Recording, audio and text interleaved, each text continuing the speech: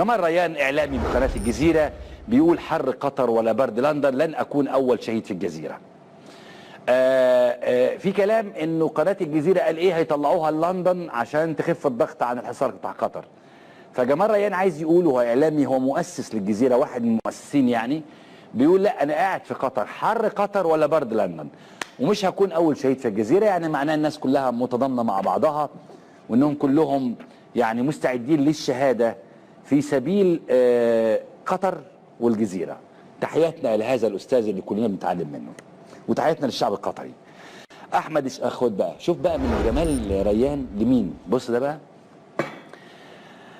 ما تعالى اقول لك حاجه يا محمود عشان اريحك، بس مصر ما بتصدرش حاجه خالص. انت ارجع كده الاحصائيات على جوجل، شوف مصر بتصدر ايه. بس مصر بتصدر اعلاميين زباله وخطاب اعلامي ازبل. انت شوف احمد موسى انتشر، يعني فيروس احمد موسى انتشر في السعوديه والامارات.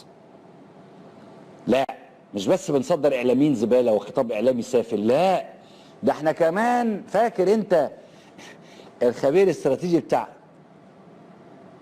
مش عارف كان بيتكلم في ايه وقال عمل كده، خبير الاستراتيجي اللي طلع قال طب سيبك من ده.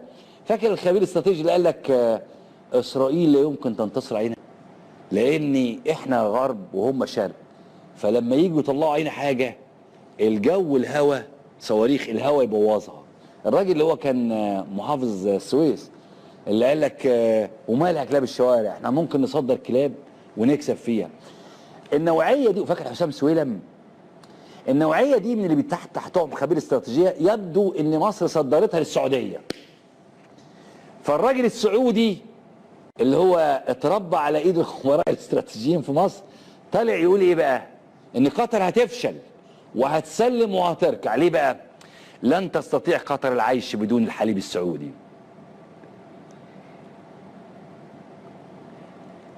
لو انت طرحت الجمله دي عربي على اي بني ادم بيفهم لغه عربيه يقول لك معنى كده ان السعوديه كلها لا مؤاخذه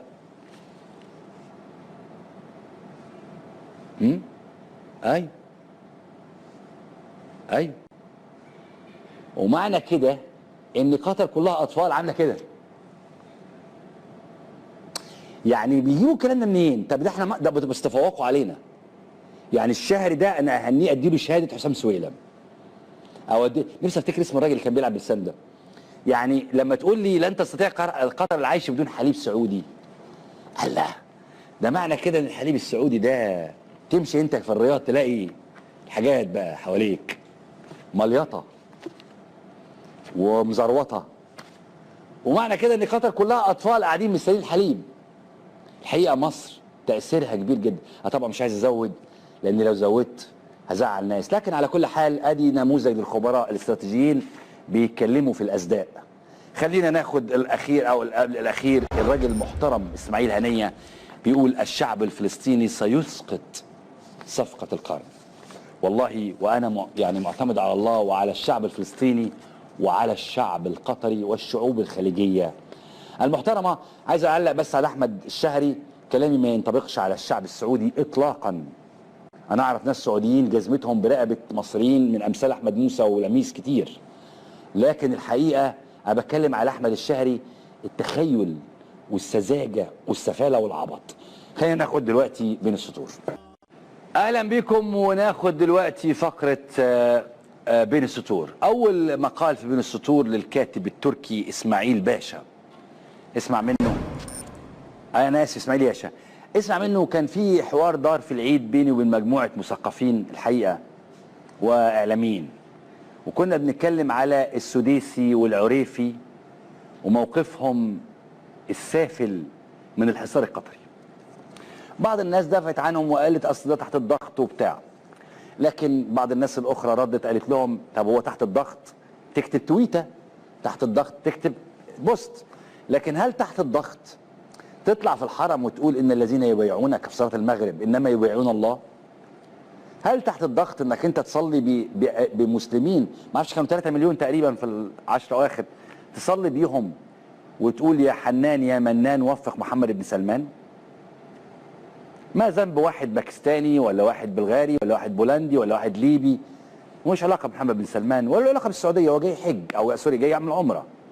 فتناقشنا في كتير في ده، وانا كان رايي بصراحه ان رجال الدين حملوا تبعه صعبه جدا. انا ممكن كفنان او ككاتب او كاي بني ادم ممكن اتنازل عن رايي تحت الضغط، لكن انا رايي ان اللي بيحمل رساله دينيه لابد انه يدفع ثمنها. ما هو المساله بقى مش انك انت تتمرمغ في حب الناس وتاخد لايكات على الفيس وعلى تويتر وتاخد فلوس قد كده، وبعدين لما تيجي تتحط في امتحان حقيقي مع الدين او العقيده تتراجع وتقول معلش عشان ولادي. لا، انت تحملت رساله الحق فلازم تدفع ثمنها.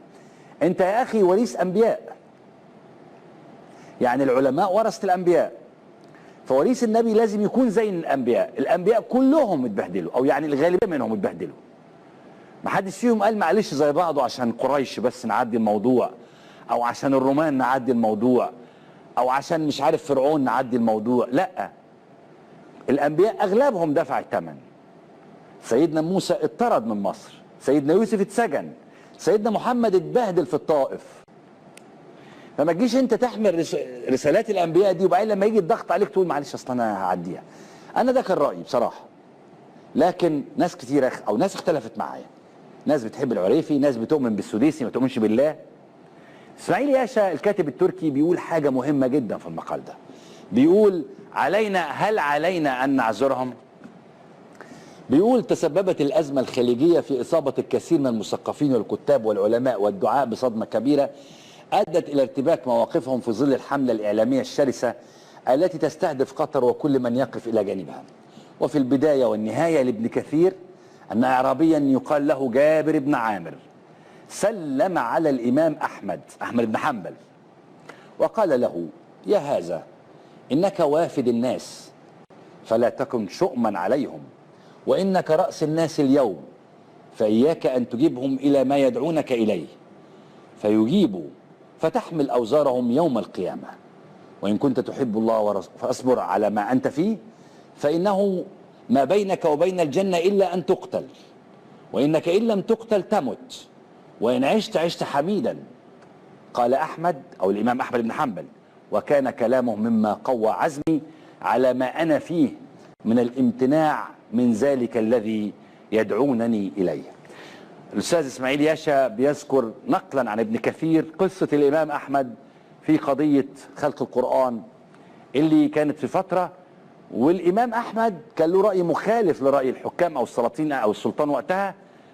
فكانت النتيجه انه يعني هو زي بيقول ابن كثير يعني كان متردد شويه، او يعني كان عنده عزم قليل، لكن لما قابل الاعرابي ده اللي هو جابر ابن عامر ده قال له: يا اخي انت وافد الناس فلا تكن شؤما عليهم، وانت راس الناس اليوم، انت راس الناس النهارده، فاياك ان تجيبهم الى ما يدعونك اليه فيجيبوا فتحمل اوزارهم يوم القيامه. ان كنت تحب الله فاصبر على ما انت فيه فانه ما بينك وبين الجنه الا ان تقتل. هيعملوا لك ايه؟ هيقتلوك دخلت الجنه. وانك ان لم تقتل، لو عشت بقى عملت زي السديسي والعريفي كده ولميت الدور، هتموت يوما ما كلنا هنموت، يعني انت هتخلد هتموت. طيب وان عشت عش حميدا. قال الامام احمد بن حنبل: وكان كلامه مما قوى عزمي على ما انا فيه من الامتناع من ذلك الذي يدعونني اليه. انا رايي مع الاستاذ اسماعيل ياشا ان علماء الدين اللي بيحملوا رساله الرسول صلى الله عليه وسلم بعده هم ورثه الرسول، وبالتالي عليهم ان يتحملوا جزء من اللي تحمله الرسول صلى الله عليه وسلم. في النهايه يحصل لك ايه؟ زي بيقول جابر بن عامر الاعرابي: هتحصل ايه؟ هتموت دخلت الجنه. طيب كده كده انت ميت، هتعيش عيش كويس، لكن ما تسمعش كلام السلاطين وتعمل بيه فالناس اللي وراك يعملوا بيه فخدت ذنبهم يوم القيامه. تحيه للكاتب اسماعيل ياشا، ومحدش يقول لي اصل انا بحب العريفي، اصل انا بحب السديسي، اصل انا بحب مش عارف التاني مين، اصل معلش ضغط عليهم. الا رساله الدين. افهم ان مثقف يتقاعس ويتلم في حضن السلطه، لان المثقف في النهايه كلام على راي الدكتور مصطفى محمود قالها في احد الندوات لما بيقول هو كان صاحب محمد عبد الوهاب المطرب قوي، فقال له: ايه يا عبد هنقابل ربنا بايه؟ شويه كلام. قال له: بس انت عملت كويس للناس، يعني كتبت كتب وافدت الناس وانا لحنت الحان والناس انبسطت، ده هنجازى عليه. فرد الدكتور مصطفى محمود الرد فيديو يعني موجود، قال له ايوه هنقابل ربنا بايه يعني؟ شويه كلام كتبناهم وانت مش الحان. كان بيتكلم في معرض حديثه عن انشاؤه لفكره مستشفى محمود اللي في المهندسين. فالمثقف ممكن فعلا ما عندوش قدوه، لكن العالم الدين قدوته الرسول صلى الله عليه وسلم، يدفع الثمن. مش تقول لي اصله معلش. ما علينا، ناخد اللي بعده. اسحب تفويضك للاستاذ وائل قنديل للعربي الجديد. اسحب تفويضك ثم كلمنا عن الثوره. بيقول يتطلب الانعتاق من هذا الكابوس الدامي اراده شجاعه في الاعتذار عن نزوه ثوريه ترتب عليها جريان الدماء انهارا وسفك كرامه وطن كبير تحول حكامه الى توابع يدورون في فلك مراهقين اقليميين. بيتكلم على محمد بن سلمان ومحمد بن زايد. وقراصنه دوليين، بيتكلم على ترامب. وذلك كل ما كان ليحدث بهذه الفجاجه لولا ان نخبا ثوريه لم تشارك في اقتياد الجماهير المغلوبه على امرها الى خطيئه تفويض الجنرال بهدر الدم واراقه كرامه وطن.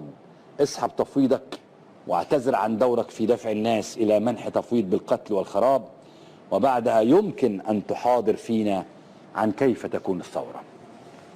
اؤيد الاستاذ وائل قنديل واسحب كلامه من التفويض 26 يوليو الى 30/6.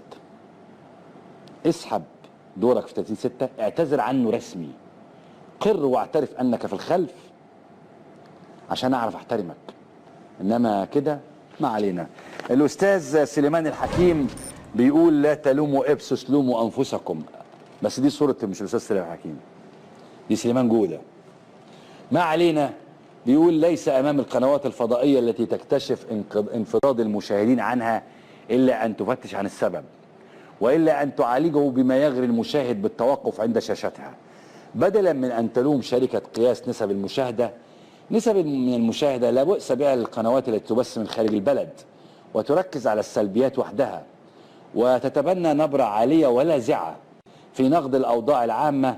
رصدت الشركة أن مصريين يتحولون إلى مشاهدة هذه القنوات التي نعرفها جميعا، ولو أنصفنا أنفسنا لفتحنا شتى قنواتنا للرأي الآخر في أي قضية ليراها كل مواطن بلا أي حرج ويسمعه الناس بلا حساسية من أي نوع مهما كان علو صوته، لأن المشاهد إذا افتقده في أي ملف عام بحث عنه على الفور فوق أي شاشة. لوموا أنفسكم. طبعا الأول لازم أعتذر للأستاذ سليمان جودة لأن دي مش صورته، دي صورة الأستاذ، أنزل الأستاذ سليمان حكيم لأن دي صورة الأستاذ سليمان جودة، مش هو سليمان حكيم.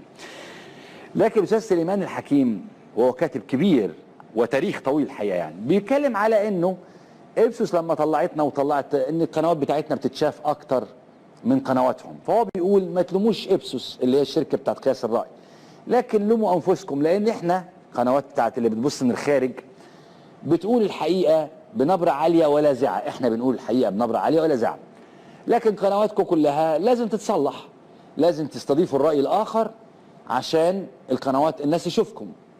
أنا بلوم على الأستاذ سليمان جودة. لا يزال الأستاذ سليمان جودة مع احترامي وتقديري ليه بيقدم النصح للنظام. هو مثقف كفايه وهيعذرني، ياما اختلفنا مع بعض، مش انا وهو يعني، المثقفين يعني ياما بنختلف في قضايا، انا مختلف معاه. ولا زال الاستاذ سليمان جوده بيقدم النصح للنظام. الاستاذ سليمان جوده خبره من ايام الناصريه ويعلم ان الانظمه العسكريه لا تقبل بالراي الاخر خالص، وان الاعلام العسكري هو مونوتون، راي موجه وان واي. وبالتالي انا بساله سؤال، استاذ سليمان ما جدوى نصيحتك ليهم؟ عايز تنصحهم تقول لهم يعني يظبطوا، هم مش فاهمين الظبطه؟ لا فاهمينها، لكن مش عايزين يعملوها ومش هيعملوها. مش هتسمع راي اخر على القنوات بتاعت السيسي، هتسمع راينا احنا هنا. ما علينا. انا عتابي على الاستاذ سليمان، ليه بتقدم لهم؟ هل ترى في هذا النظام امل فبتقدم له النصح يعني؟ ده سؤال ليك يا استاذ سليمان.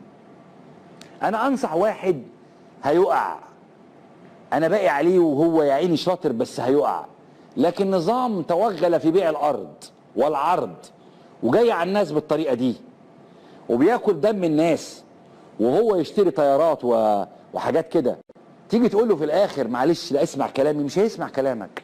سؤالي للاستاذ سليمان الحكيم قبل ما امشي واطلع فاصل عشان القصه، سؤالي استاذ سليمان، لماذا تقدم النصح للنظام ده؟ هل ترى فيه امل فعلا؟ بس خلينا نطلع فاصل ونرجع لقصه النهارده.